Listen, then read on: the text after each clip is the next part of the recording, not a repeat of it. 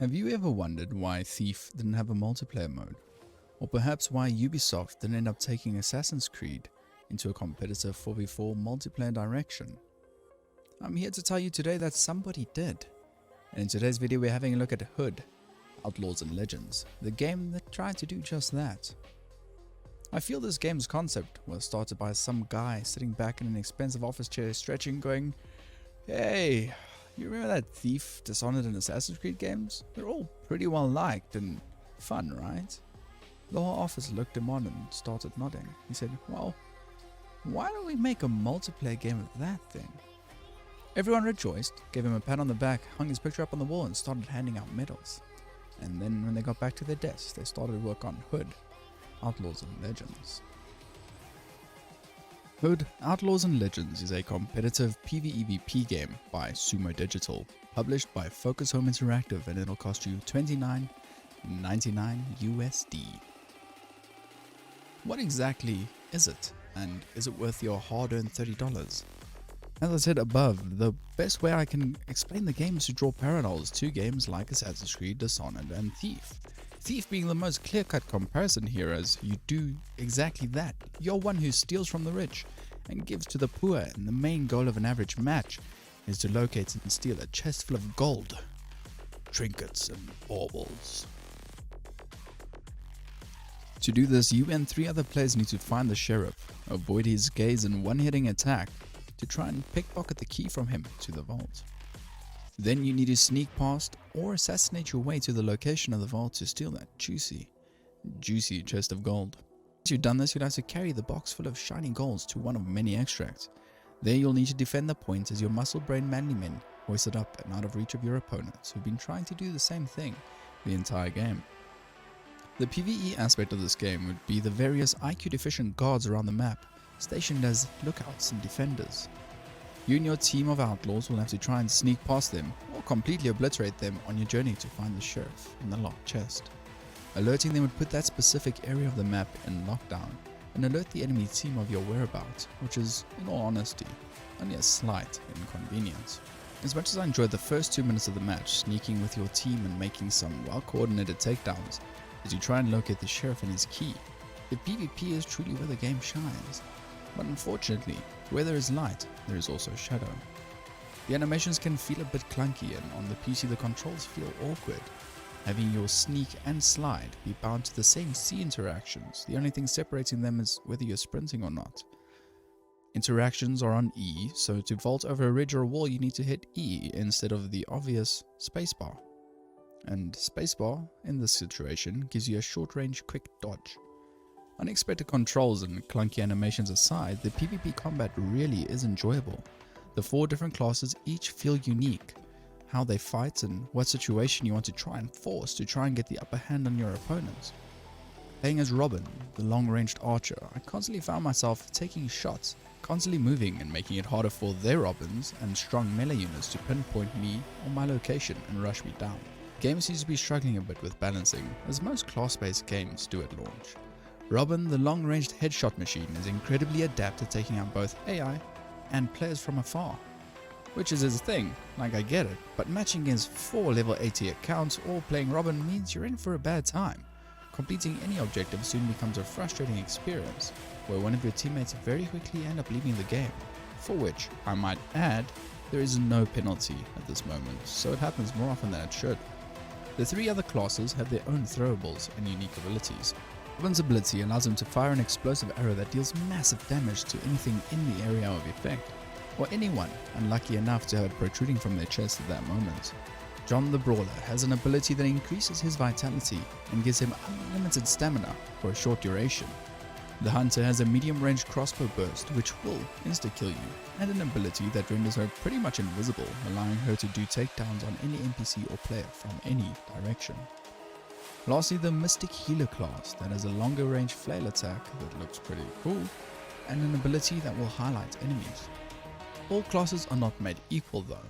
All of them are very much playable, and being good with one class means you can definitely outskill the others.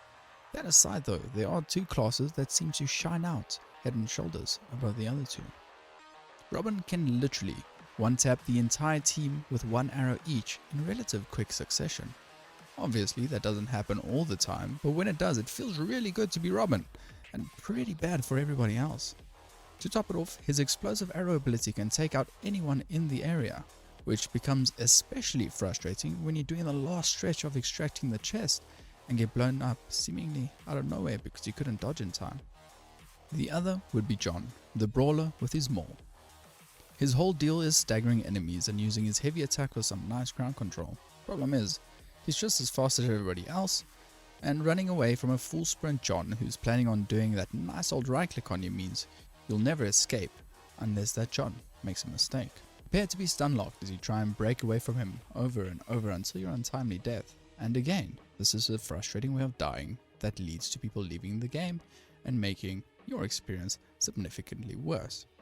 The Mystic and Jon can also perform acts like carrying the chest or hoisting it out for extraction a bit faster than the leaner characters on the roster can. This is just a brief overview of what the classes have to offer, as well as what each of their playstyles might look like. All in all the classes are usable, but when you're up against a really high level Jon or experienced Robin, you're in for a struggle.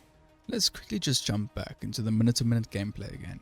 There are just a few random tips I'd like to give before we carry on. Completing an objective will alert the enemy guards as well as the enemy team. If they have line of sight of you while you're carrying a chest or a key, you will be revealed for all to see. The game also makes use of a tagging system which will highlight enemies for your team to take down or avoid altogether. NPCs are marked with white and players are marked in red. Tagging is a very powerful tool and it's really frustrating playing with a team that doesn't make any use of it. You try and help them in the fight they're in, but all you can see is a few heads bobbing through shrubbery. You can't pinpoint any headshots as a Robin. Capturing points can make or break your team. There are domination style points on the map that act as spawn points for the team controlling them. They're quick to take and give you a massive advantage, but beware campers, as many players do like to just sit there and wait a bit after capturing the point from you, just for someone to stroll back in to try and grab it quickly for a free kill. With those out of the way, let's carry on. After you get the key from the sheriff, it'll give your team a general location of the vault. For example, keep level 2. You will then make your way to keep level 2 and try and find the vault before the enemy team finds you. After you grab the box of loot, you will choose one of many extraction points. I would highly, and I say highly, recommend you go for the one closest to your default spawn point, as that spawn point cannot be taken from you, which will give your team a massive advantage in the bloodbath to follow around the extraction point.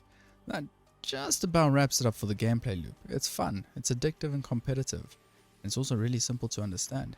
Get key, get loot, get out. Simple and easy to follow. The final points I want to touch on as we get closer to the end of this video is the progression system and gold system. Upon completing assassinations, dailies or winning matches, or as you fill up the progress bar of the extraction, you'll secure some gold even if you lose. Gold is used for purely cosmetic progression. You can purchase outfits and weapons in your hideout, or you can share some of the loot with the people, and that's where the Robin Hood theme comes in. But all that really means is you're putting some money into your hideout to level it up. The cosmetics on the weapons and outfits are honestly pretty bland. Most of them will just be a recolor, with some of them adding a helm or a mask to the character. Leveling up your hideout is cool and all, but all it really amounts to is it just looks a bit cooler. This is where I'd like to point out that I'm pretty sure you're saving the best for last. As I'll touch on in a moment, the game already has future content planned, and I'm sure they'll add things that feel missing or new cosmetics, and that'll be the main way of monetizing the game further down the line. When you visit the game on Steam, you'll see that there's a year 1 edition including unique cosmetics as well as a year pass for the next year's future content. The developers have said that they will be adding brand new game mode, map, character, and I assume cosmetics in the future updates. I think this game could really shine if the content comes out quickly enough before the current player base gets bored and moves on. We are heading into a packed few months with regards to game releases, so let's hope that they can get everything out quickly enough to keep the players' attention. Is that a good way of monetizing your game? Keeping content from the game and then adding it a few months down the line behind a paywall? Usually I'd be against such practices, but here I'm not all that against it. If the character isn't too overpowered and the game mode is fun and available to everyone, I don't see why not. If it were a AAA $60 game, I'd be mad as hell, but it doesn't feel that shitty here. Let me know down below how you guys feel about this. Lastly, I'd like to address the game's matchmaking system. The biggest gripe I have, other than no local servers. When you click matchmaking, you're thrown into a search for an open lobby. When you find one, you join the lobby and wait for it to fill up. I'd rather have a 3-minute queue until I get into a full lobby with 7 other players. The reason being, if the lobby takes too long to fill up, people leave. I get this, it's your time you're investing, but all this really does is shuffle players around from half-empty lobby to half-empty lobby, and everybody ends up waiting 10 or 20 minutes before a game starts. The other thing that really ties in here would be the actual matchmaking. There is no skill or level-based matchmaking. I played on launch day, and I was matched against a lobby of level 60-somethings. Against my lobby are level 1s and 15s. We were absolutely destroyed, and this led to people leaving lobbies as soon as they see the enemy team is a higher level than their own, leading to more half-empty lobbies and more players leaving mid-match. Now that just about does it for this video. Hood, the Sheriff, the Key, the Chest is a fun-based PvEvP game that shows us that a multiplayer thief could work if it were done right. I'm just not sure if this game is doing that yet. I'll stick around, play around a bit more, keep up with the new content releases, and then maybe hop back in when something looks interesting. Until then, I'll be stealing from the rich and keeping it all for myself, because I want to look slightly different and have a slightly different colored bow so that I can stand out in the lobby among all the other robins. Did this help inform your decision whether to buy the game or wait a few months? Let me know down below in the comments. Thank you so much for watching. If you enjoyed this video, beat that like button like it's your meat on a lonely Saturday night. And I'll catch you guys in the next video. Yo, what's up? Hang on. Yo, what's up, guys? Thank you so much for watching this video. I do appreciate it, as always. Sorry it took a bit longer to come out than I wanted to. I wanted to get it out day 1, actually, to try and keep up with everybody who had early access, but that didn't happen. So share the video around. As always, thank you so much for watching. I'll catch you guys later. Cheers.